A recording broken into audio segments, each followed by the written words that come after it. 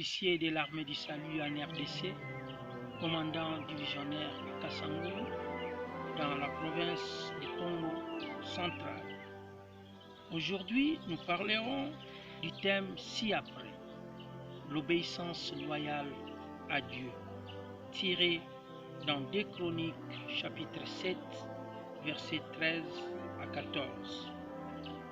Dans ces passages, Dieu exauce toutes les demandes de Salomon, mais en retour, il attend du peuple d'Israël une obéissance loyale envers lui. Voilà ce que Dieu dit à Salomon au verset 13 et 14.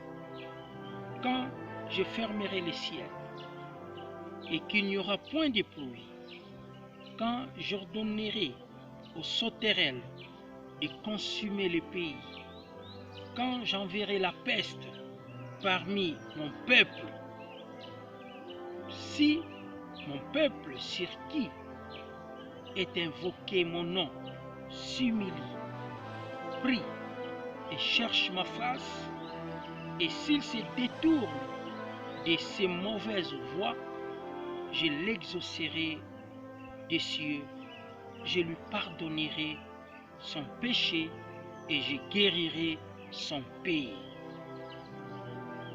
En lisant les Écritures, nous voyons que les disciples, comme tous les Juifs de l'époque, présumaient que le péché était la cause de la plupart des souffrances.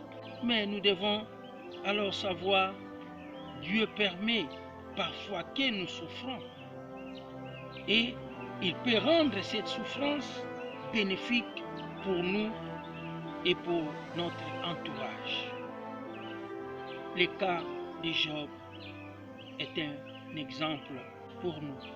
Ce passage de 2 Chroniques 7, 13 à 14 présente les conditions nécessaires à observer devant une calamité quelconque pour recevoir la guérison divine. Nous citons 1. L'humiliation, 2. La prière, 3.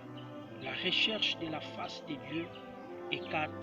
La repentance.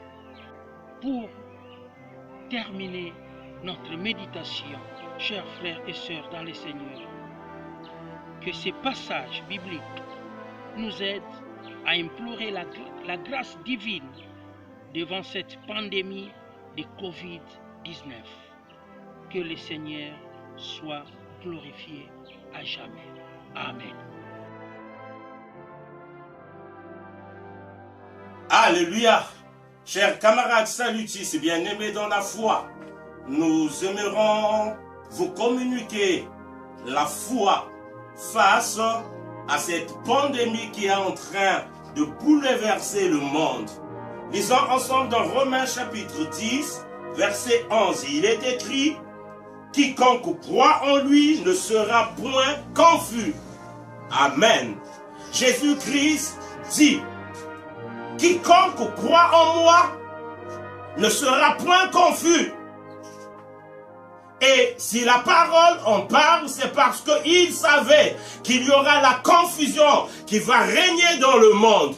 Et actuellement, nous sommes en train de vivre ces instants de confusion. Autant de milliards en dollars sont investis dans les recherches et les professeurs, les docteurs, j'en passe.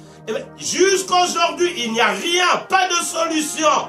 Et le monde est dans la confusion. Mais laisse-moi te dire, il y a quelqu'un, il y a plus de 2000 ans, il avait dit que votre cœur ne se trouble point.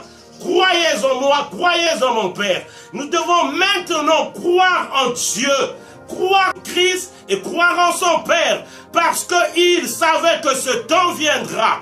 Et la Bible nous enseigne que nous devons croire. Bien-aimés, nous avons préparé l'Église à des jeûnes, des prières, des supplications, des actions de grâce.